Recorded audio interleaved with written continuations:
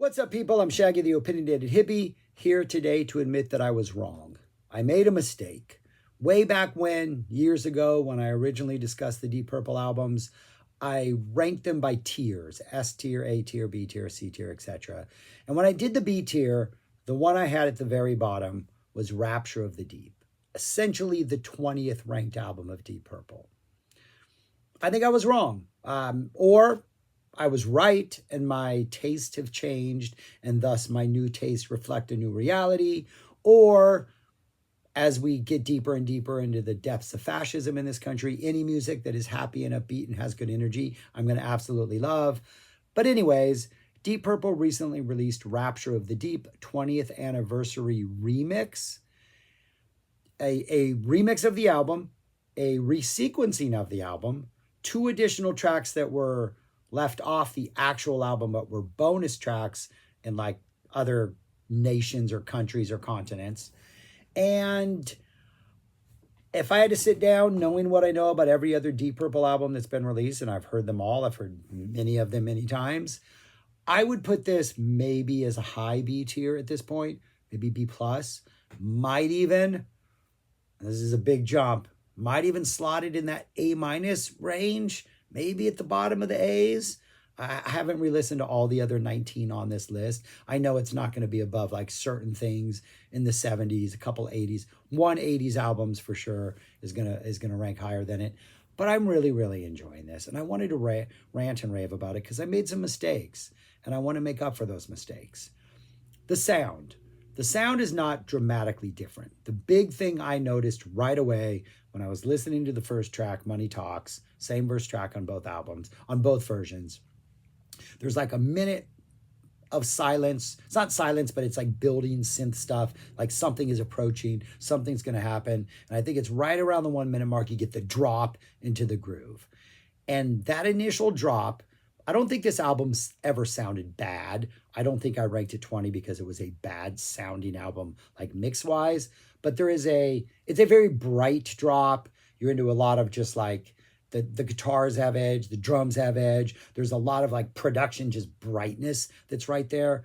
Maybe a little sharpness, but not like ear cringy sharpness. It just has a much sharper drop into the song, and the song kind of takes on a different vibe. In this new mix, that drop is much bassier and even slightly muted, and everything's a little darker in a weird way. Same song, right? But there's just a little more of a, almost like it's muted in a way, but it doesn't work against it because the other choice is the brightness of the original. And that initial drop into that sort of muted, bassier driven groove, same groove, just different mix, I don't know, just painted the album in an entirely different way. And I really like this sort of bassier, murkier vibe. Not murky in a bad way, but murkier, and it just, like, things are like a little groovier, a little more of the earth. They're just not as like bright and not as like, I don't know, there's just a earthiness. I don't think that's the word I want to use to this, that I really love the way it sounds. 2 additional tracks I think are both fantastic. One is Things I Never Said, which was played live. There's a fantastic live version of this. I'm going to talk about that in my next Deep Purple video. That's now the second song, and it just makes the first half of the album so much better. There's a new song called MTV. That's now the 5th song. Lyrics on that are pretty cringy, I think. Not really sure what their intent is. It's about classic rock radio and MTV and not going to play anything new, but I don't know. It's a weird little song lyrically, but musically, it's an absolute blast. And so the first 5 songs, and then maybe even going to the 5th song, the 6th song, and then definitely going into the 7th song. And I don't know. It just kind of, there are songs that are now on the back half of the album that were on the front half of the album. Like, what do we have? Girls Like That, which was originally the 2nd song, is now, I think, 8th. 1, 2, 3, 4, 5, 6, 7, 8th. Kiss Tomorrow Goodbye. Well, that's still there. What was 3rd? Something that was 3rd is now moved somewhere different. Oh, no, that's still Rapture of the Deep. No, that was originally 4th. But yeah, things are moved around. Oh, Wrong Man was originally 3rd, but now it's like towards like 7th. Interesting. I think the resequencing really helps this album. And the other thing is this is Morse's fourth studio album. This is Aries' second. And one of the things that I really just don't think I sufficiently appreciated before was how much fun Morse and Aries sound like they're having together. Like this, the kind of the spirit of their jams, the energy of their jams reminds me of just like the Mark II version when it was like Blackmore and Lord at their finest, when they were jiving better than anything else. And that was probably an antagonistic relationship, just because everything we know about Ritchie Blackmore, it was probably a battle of egos, and that's why we went up to such great heights. This doesn't feel like a battle of egos. This feels like two guys who are having the time of their life playing this hard rock, slightly progressive music. Like the songs, sort of the openings, the vocals, the endings are hard rock. The middle parts, we go into all kinds of cool proggy areas. The interplay between Morse and Aries, some of Aries' keyboard sounds are just magnificent. It's just a win from start to finish. And to think that I had this way back at 20, like I think the top of the B tier was 13.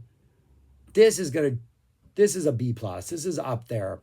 I may have to relook at other like Deep Purple stuff. Hopefully, maybe we'll get some more. I don't know. We don't. They're released so far apart that the next anniversary remix is going to be years away.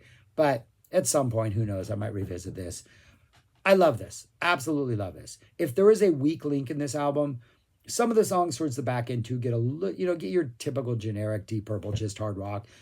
But like almost any generic Deep Purple hard rock, wait until there's at least a minute in the middle where something really, really exciting is going to happen. I've completely bought into the Steve Morse guitar solo style at this point. I'm a Blackmore fan, 100%. It took me a while to really like Steve Morse's style. I'm in it now. He's good now. He's found his voice. I just think this is a fantastic album. But if there is a weak link, I think it's Ian. It's his vocals. He just can't sing like he used to do. He's got personality. He's still got charisma. He's still got character. But if there is a weak link, it's that. Opens with Money Talks. I don't think it's the greatest song, but I think it's a solid opener. I like the long build up, the drop into the cool groove. Morse's guitar solo in this is absolutely fantastic. So it's a strong opener, not the greatest song, but it works really well. And then the next two songs are just amazing. Things I Never Said, which was not on the original album. It's got this almost the groove in the beginning kind of sounds like Lazy once they get into the actual song. Lazy, we'll stay in bed. That part, it has that kind of vibe. It's loose, it's jammy, a little bluesy. But then we go into this really fun middle section that's playful. It's kind of all over the place. It's just a really fun, awesome song. The lyrics are cool. Ian's sort of laid back vocal delivery is cool. It's a much, much better song than the first song, but it's not strong. It's not built to be an opener, but you drop it second and you're just like, oh yeah, this is what they should have done back in the day, 20 years ago. And then the next song is the title track, Rapture of the Deep, which I kind of think I slept on this a little bit the first time. This is fantastic. The opening guitar riff almost seems like we're going to go on this like really kind of almost high speed, fast paced journey, but then the drums drop and they're a much funkier, slower groove, and the two just don't seem to mix. It almost seems like xenochrony, but it works. And then the vocals come in and Ian's completely with that slower drum groove. So then we're leaning into the groove more, and that guitar part just, I don't know, it just works perfectly. It's really cool. Gives it this sort of mysterious, like they're like perfect strangers, cashmere flirtation, Anya type creepy vibe. Maybe not as epic as those, but we're close to that. Great solos. Aries' organ sound, his organ play, fantastic. We get these amazing proggy runs, these great synths just kind of sailing over the whole thing. Best song, right? Probably the best song on this album. I don't know how. I don't think I realized that. Fantastic. First three songs, we are set up perfectly. We drop into a ballad, clearly quite absurd. It's pretty good. It's almost got this Beatles-esque, She's So Heavy, slow build at the end, but like minor. We're not like teasing that, but it works perfectly following the first three songs. I think it's got a nice, like just confident, composed aura about it. Really nice, tasty organ in here. Nice kind of drawn out ending that kind of intensifies. It's really good and it's placed really well.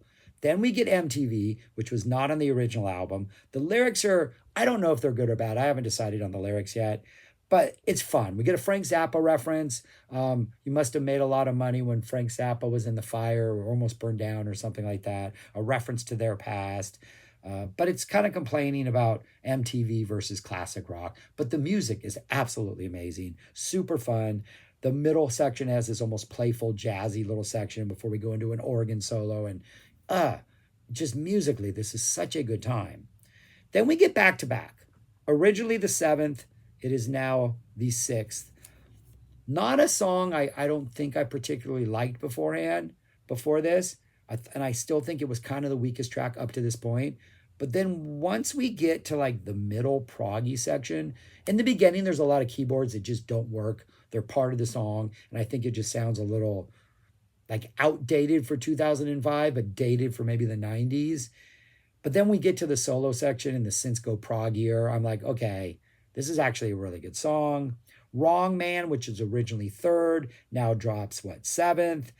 Really nice, almost Queens of the Stone Age type desert sessions type groove, tightly wound energy with this really interesting sort of melodic, understated chorus that just absolutely almost goes against the energy of the rest of the song, completely wins me over. Girls Like That, this really nice build up into a pretty fun song. It's got a cool vibe. One of those that works really well. This was originally 2nd. I don't think it's strong enough to be a 2nd track, especially after Money Talks, which isn't that strong of an opening track. But then Girls Like That, at this point in the album, is just providing something diverse, something different, something we haven't yet seen on this album. And so I think it works a little better. It seems a little like brighter and fresher at this point in the album. Kiss Tomorrow Goodbye, which it was 8th. I think it's 9th. So it's about the same place it was. Has this like Bo Diddley NFA, almost non-fade away, almost type beat that kind of drives it. Pretty good. Another one that is just a really fun middle section. Not a big fan of like the drum structure of the song. The drums are good, but it seems like this is territory Cheap Trick. Deep Purple is tread before. Cheap Trick is treaded true. I just did a Cheap Trick video. So maybe the least interesting song on here, but it's still not bad. Don't Let Go. Little feisty, flirting with crosstown traffic Hendrix action to open up. Nice, really sort of loose, free-flowing more solo. It's an okay song that just has a irresistible fun vibe. Don't let go of that whiskey bottle. So, and then there's a nice airy electric piano solo, super tasty stuff. Yeah, actually, this is a really good song. Junkyard Blues, another one that is a really good melodic chorus that kind of is a little soft and understated, that the song's coming at you hard, and then you get the chorus and you're like, that thing's going to be kind of stuck in my ears for a while. Really nice emotive, drawn out solo from Morris. I think there's some nice effects on there that are helping enhance that emotion. The middle jam is long, it's patient. Morris and Ari are kind of going back and forth. It just sounds so much fun. And then we close with Before Time Began. Kind of starts very early on with like a psych guitar Jefferson Airplane type vibe and it feels a lot more psyche. Then once Ian starts singing, it becomes this more like serious, kind of straightforward hard rock type thing. But then we get some really nice psyche guitar in there. There's this sort of loose jamming energy that kind of takes over the song. Another one kind of like the title track where you have this opening vibe that kind of feels like it's steering you one way, and then the other instruments come in and Ian starts singing, you realize, oh no, kind of going somewhere else, but then that other energy kind of takes it over before the end of the song. Yeah, I really, really enjoy this album. I absolutely love it. If you haven't checked it out, if you're a fan of Deep Purple, I originally had it as probably a B-, ranked 20th. I'm bumping this up to at least a B+. I don't know what's at the bottom of that A list. I didn't go back and look at it. I looked at the B list just to make sure. I think Abandon is at the top of the B list. And I'm like,